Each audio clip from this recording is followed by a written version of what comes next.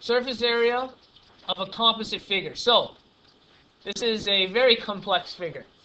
We have many different shapes, especially because we're focusing on surface area. Just for a side note, had I been focusing on volume, which is three-dimensional shapes, how many different objects would I be finding the volume to? Probably 3, right? We have about a half a cylinder here. We have a square or rectangular face prism, and we have a triangular face prism.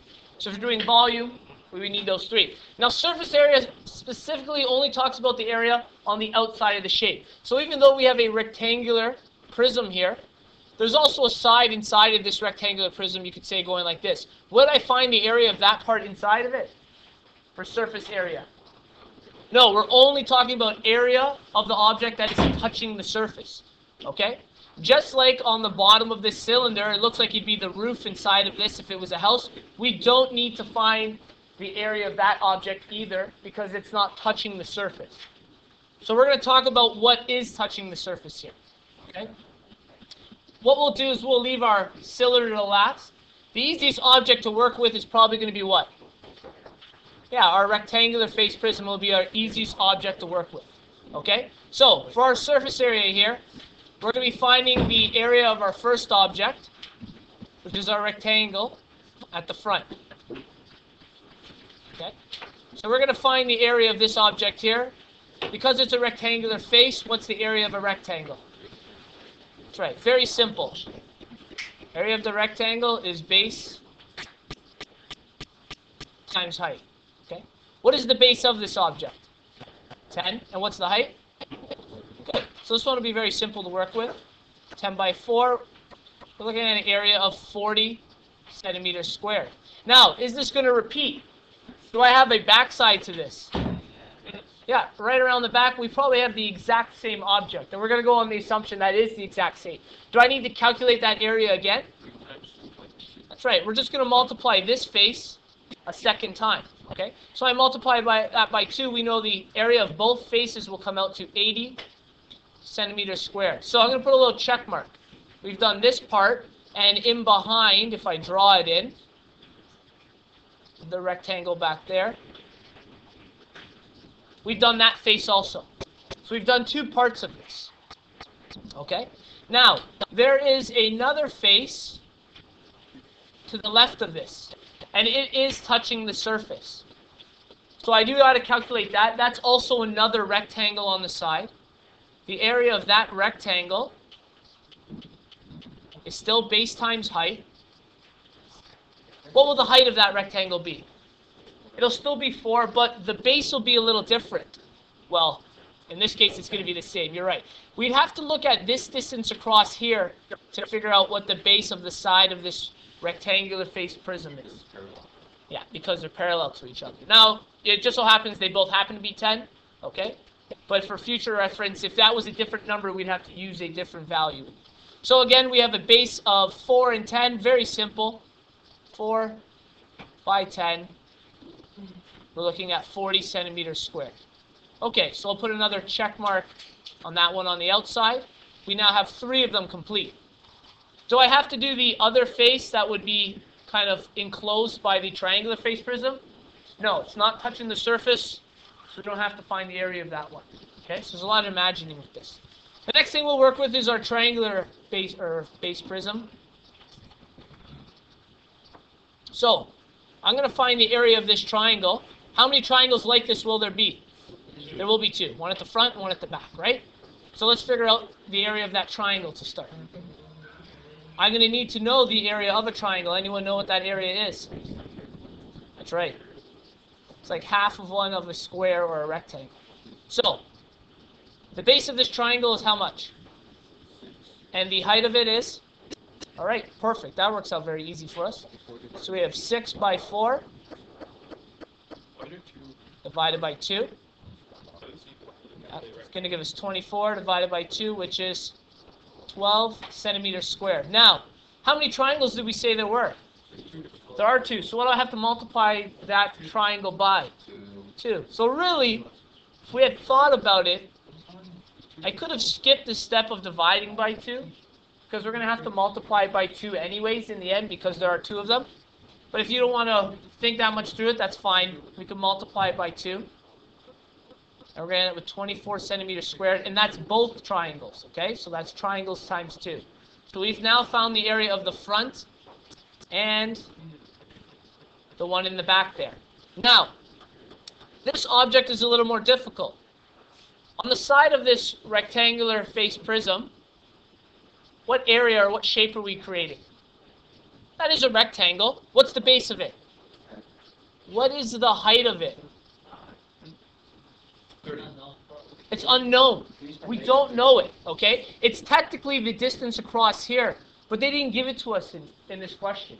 So what did we learn last chapter that might be able to help us with that? Yeah, we can use SOHCAHTOA. There's even a simpler one. Pythagorean's theorem. Because this is a right angle triangle, that's right, Sam, c squared. All right, because this is a right angle triangle, we're going to use these two measurements of the triangle to find out this length. And this length would be the hypotenuse. Okay, so we have to use some trig to help solve this question. So, we're going to do it on the top here. C squared, which is what we're looking for, is equal to, and the base and the height were 4 and 6. So 4 squared plus 6 squared. That's going to give us 16 plus 36 is equal to c squared. It's going to give us 48 is equal to c squared. The length of that side of the rectangle is going to be the square root of 48. Okay? So we may have to do a little bit of rounding in this question. 48 square root, 6.92, so let's say 6.9. 6.9 centimeters. Right. Very good. So that changes things. Thank goodness for Owen. That's going to give us 52.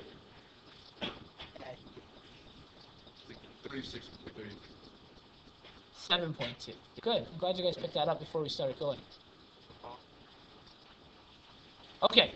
So 7.2 is the height, you could say, of this rectangle. Okay? Now that we have that, we can actually calculate the surface area of this part rectangle on the outside. Now, we know the area of a rectangle. We've already talked about it. It's base times height. And in our case, that's going to be 10 times 7.2, right? So 10 times 7.2, what will that give us? 72 centimeters squared, okay? Perfect. So we've now done this face. That only leaves us our half of a cylinder to work with. We've done everything on the bottom, all around the back. Now what we're going to work with is first the face of the cylinder. Okay, and it's half a circle. So we got a half a circle here. We're going to have to remember our circle formula. And this measurement of 5 is the diameter or the radius? Radius. So we're going to have to keep that in mind when we go through this. Scroll down a little farther. Area of a circle is what? Pi r squared. Now our radius was what distance? Good. So we can find the face of the first one. It's going to be 5 squared, which is giving us pi times 25.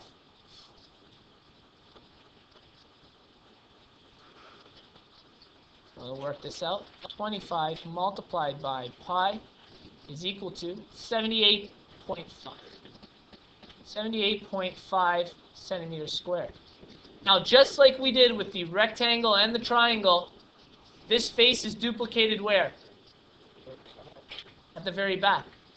So instead of recalculating it, what can we do with the area of the front one? We're going to have to multiply by what value? 2. That's right. Good. So we take that value and we multiply it by 2.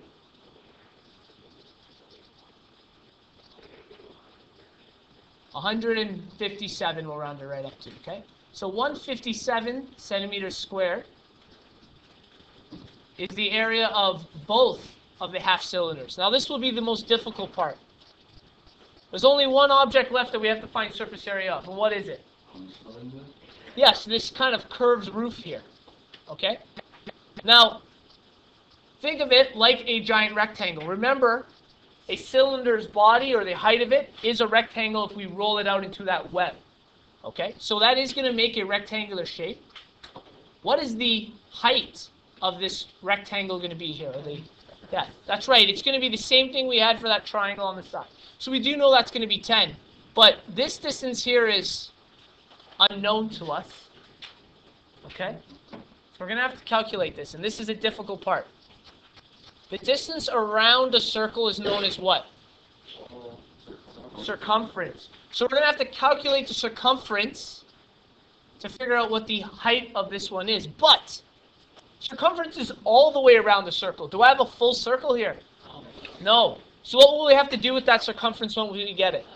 We're going to have to divide it by 2. There's a lot of thinking in this object. Okay? So, first we're going to find our circumference, which is diameter times pi. Do we have the diameter? We didn't. What did we have? We have radius. How can we find diameter from radius? Times it by 2, right? It's just double the radius. That will give us our diameter.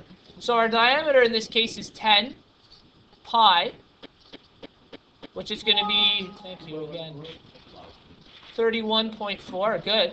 But 3.14 times 10, 31.4. Try it in your calculator. Yeah. But what did we say about this? Is this an entire circumference?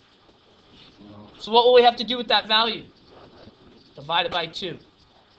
We need to divide that by 2 because it's only a half of circumference. When we do that, and if you're confused on how we got that number, I'll show you again. We did pi times 10, which is 31.4, and we're going to divide this by 2. 15.7. 15.7 centimeters. So let's scroll way back up to the top. That was the height, this distance around here was 15.7 centimeters. Now we can find the area of this by just finding the area of a rectangle. Okay? So we're going to take that 15.7 and multiply by 10. So the area of the rectangle is base times height, which is 10 times 15.7, which will give us 157 centimeters squared. Am I done? What do I have to do with all of this information I've now acquired? All of these values, Sam. I got to add all of these together. So I'm going to highlight all the information that's important here. Okay? This was the area of the 2 rectangular faces, and this was the side of the other rectangle.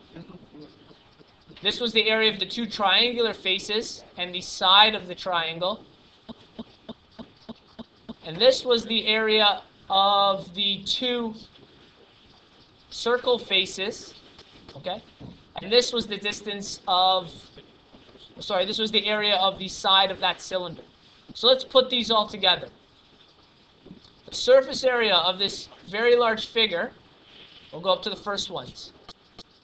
We're going to have to take 80 and 40.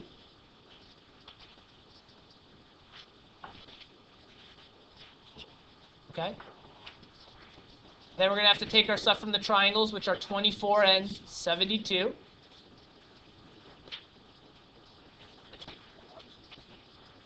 And then we'll have to take our information from the circles, which are both 157.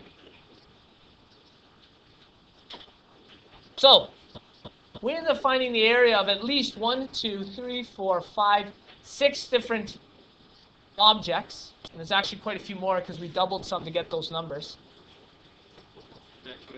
We're going to add them all together. 80 plus 40 plus 24 plus 72 plus 157 plus 157. What did you guys get? 530. 530. So this is 530. What are our units? Centimeters squared, because we're talking about area. So, of one figure, that's the amount of work we had to put in for it. Surface area is more difficult to calculate for the most part than volume.